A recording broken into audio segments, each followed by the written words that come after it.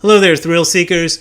What is the Zen way to listen to music? We're going to talk about that after about 20 seconds of one of my favorite Kiss songs.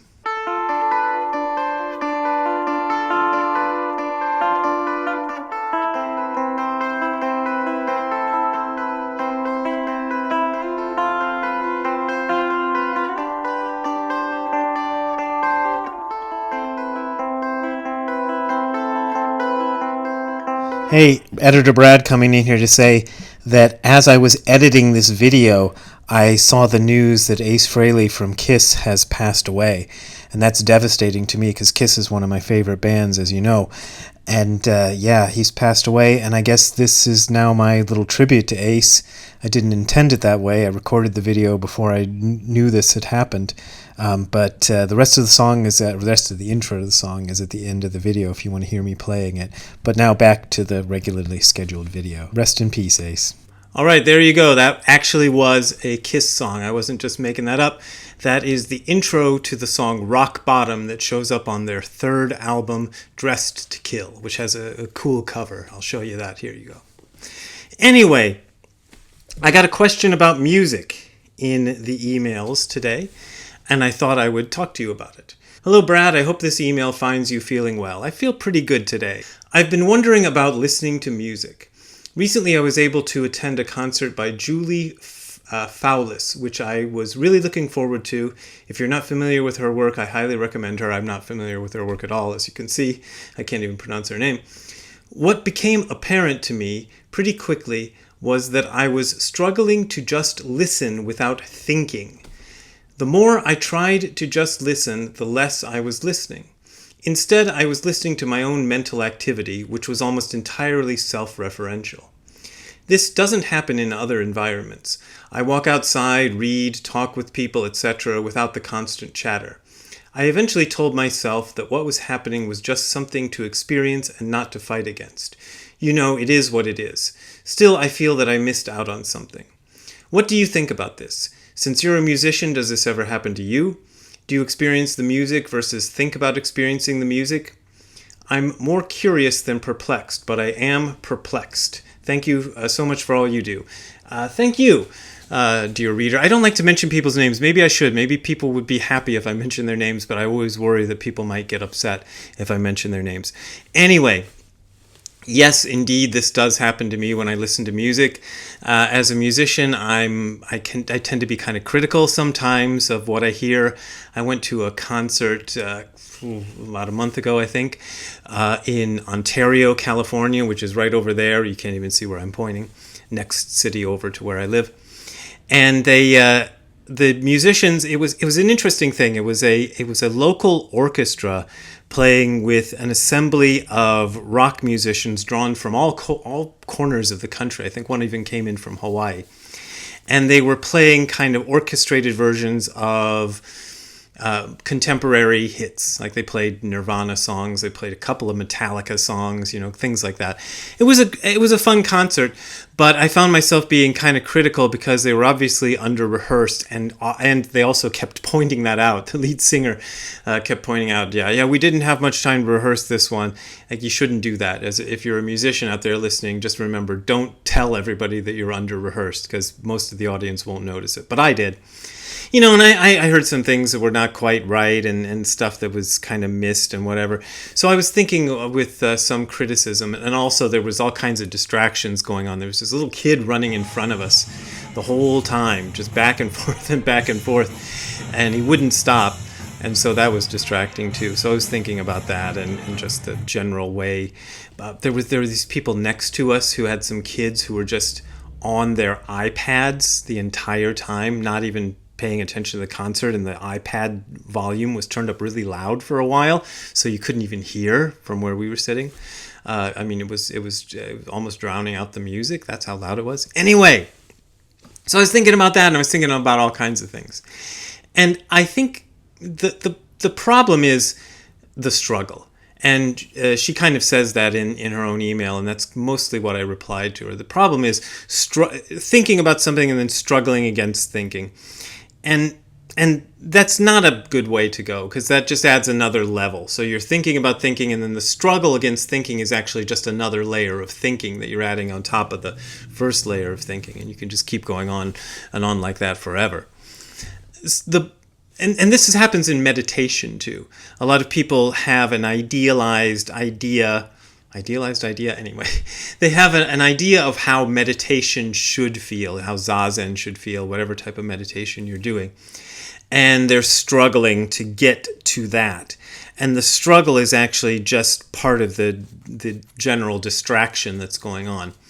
And the only way to really deal with that, and it's kind of hard to get to this point because it's very subtle, but you have to let go of the struggle. So accepting first what's going on. You're thinking about other things, or thinking about the music and top of the music, whatever you're thinking about, and you're trying to just listen. And then that struggle is like you're forcing yourself against it. You're putting yourself up against that. And you're kind of postulating a self who is against what you're actually doing, but there is no such thing. It's just all one sort of happening that's going on at that moment. Dogen has this phrase, which I wish I could remember exactly, but it's something like the struggle to fight. Oh God, no, hold on. A few moments later. Nope, I couldn't find it. Sorry. It went something like the struggle to fight against the disease just adds to and augments the disease. Something like that. Editor Brad again, and I did manage to find that Dogen quote much later in the evening. As you can tell, Ziggy's sleeping here. And the quote is from Shobogenzo Book 3, if you're looking at the Nishijima Cross edition, and it shows up in a chapter called Kuge, which means, oh boy, let's figure out what it means. Flowers in space, which is like pigs in space, but only with flowers. Okay, and the quote goes, "By eliminating disturbances, we redouble the disease. We have not been free of disease hitherto. We have had the Buddha bug and the patriarch bug. Intellectual excluding now adds to the disease and augments the disease. The very moment itself of eliminating is inevitably disturbance. They are simultaneous and beyond simultaneousness. Disturbances always include the fact of trying to eliminate them." And it's that when you're fighting against it, you're just kind of adding more to the problem. And so the way to get out of that is to let go, to open the hand of thought, as Kosho Uchiyama Roshi said. This is easier said than done. And you might find yourself struggling to do even that, but the struggle to do even that is also part of the problem. So you kind of have to find that place in you where you can just let go of it. And let go of it often just means accepting it. You accept that this is the situation that you have now, that you're thinking about the music when you're listening to the music, and you don't want to be thinking about the music when you're listening to the music, and you don't want to be thinking about the music when you're listening to blah, blah, blah, blah, blah, and it just goes on and on. So the struggle is actually causing the problem, and what you do is that you let go. And the thing is, it doesn't really matter. We all do this. Everybody has kind of mental habits that they fall back on whenever they're doing something, and you'll find yourself kind of falling into that.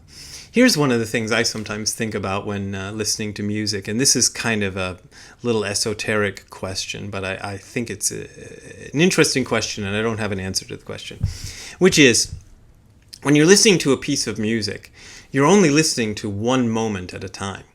But the moments before and the moments after kind of add up to a picture in your mind, and that's kind of what you're having when you're listening to the music. You're kind of feeling the whole song of what comes before and anticipating what comes after. It's a whole process within the mind that's going on, which involves the past and the future and the present moment, which is cut off from both, and it kind of extends them into something bigger bigger than the present moment. You can't get bigger than the present moment, but something that goes beyond the present moment. Let's put it that way.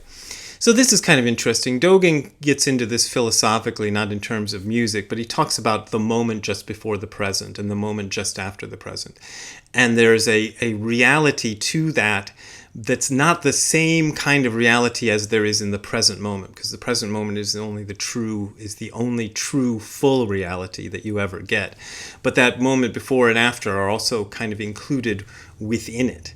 So maybe even in terms of karma, the karma of having listened to the beginning of the song, and the karma of having the mentality or whatever you have to anticipate how the rest of the song goes also figures into that experience in the present moment of music. So it's an interesting and weird question, and I don't know if it's even a question. It's just something I've observed. Also, in the process of making music, there sometimes happens this kind of I've noticed this full immersion in the action of the moment. I remember a particular Zero Defects gig that we did, God, it must have been at least 10 years ago now. But we were playing this place in Cleveland, I think called Now That's Class, and it had the big picture of Jackie Gleason from some movie. I guess he must have said, "Now that's class" in some movie, I don't know. But I think that was behind us, or at least in my memory, the picture of Jackie Gleason might have been behind us. Maybe it wasn't. Anyway, and somehow or other, we'd been rehearsing a lot, we'd been playing a lot of gigs that around that time, and we just locked into something. And we locked into something that could not be disturbed. I realized there was nothing we could do to disturb the perfection of this musical moment, even if we screwed up the song or whatever. And it was a beautiful thing, and it doesn't happen very often. The problem is you have moments like that and then struggle to recreate them or artificially produce them, and you just can't do it. Maybe it's the same with listening to music. Maybe there are moments when you're going to hear something. For me, like the best Beatles album, for example, is Revolver. And I remember getting that when I was maybe 14 years old, at a time when the Beatles were not really that. They've had a resurgence since the 1990s, and this was the 1980s, when they hadn't had that resurgence yet.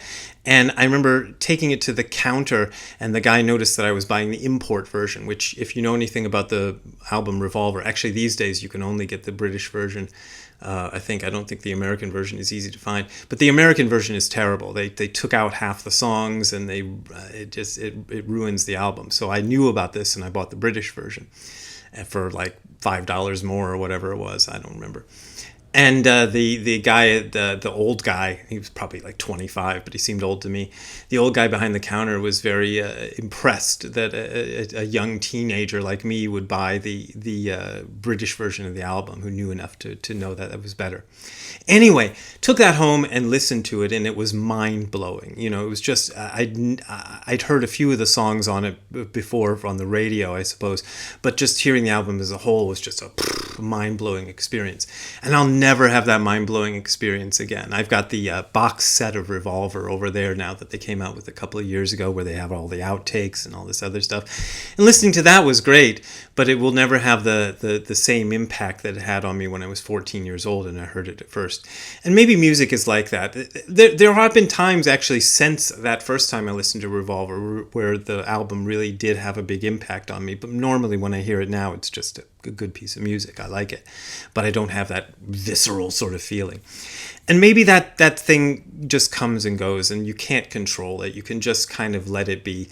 And if at the moment that you're watching your concert by oh gosh, who was it? I can't even remember who it was. By Julie Fowlis. You might not have that experience, and you might want to have that experience, but that whole train of thought of I want to have this experience, I'm not having this experience, that's just getting in the way of the experience. And the best you can do is open the hand of thought and let it go, which, as I said, is easier said than done.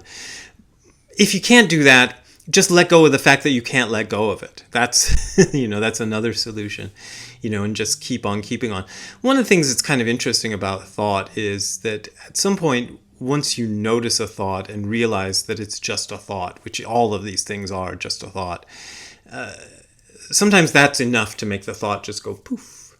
It might come back again right away, but it'll go poof and kind of go away for a little while. So In the end, there is no Zen way to listen to music. The thing I said at the beginning of the video was just kind of a tease.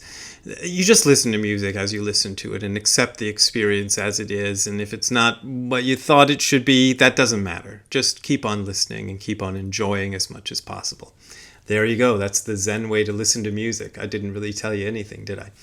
Anyway, if you want to help me buy more music to listen to. I haven't been buying much music lately, but anyway, if you want to help me with my financial problems that we all have anyway, I don't have serious financial problems, but I need to make money, you can go to the URL that you're seeing on the screen below, which is hardcorezen.info/donate. That is hardcorezen.info/donate, and you just heard it. If you're listening to the audio version, you didn't see it. And that's how I make my money. That's my main way of making money is your donations, but you don't got to donate if you don't want to. And as I've said before, and as is relevant to this video, I enjoy getting your questions. Send them to bw@hardcorezen.info. That's bw@hardcorezen.info. That's just a plain old email address. I think there's still some kind of widget or something on my hardcorezen.info website, which has like a portal to send mail. I'm trying to get rid of that. I think maybe my guy got rid of that. My internet guy got rid of that. But anyway, don't send it to that if it exists. Send it to the regular old email address. Okay, we will see you next time. Have a good time all the time. Bye. Ziggy, you're back. Ziggy was away for the night, and now he's back, and I'm so glad to have him here. All right, Ziggy, let's go play, or something.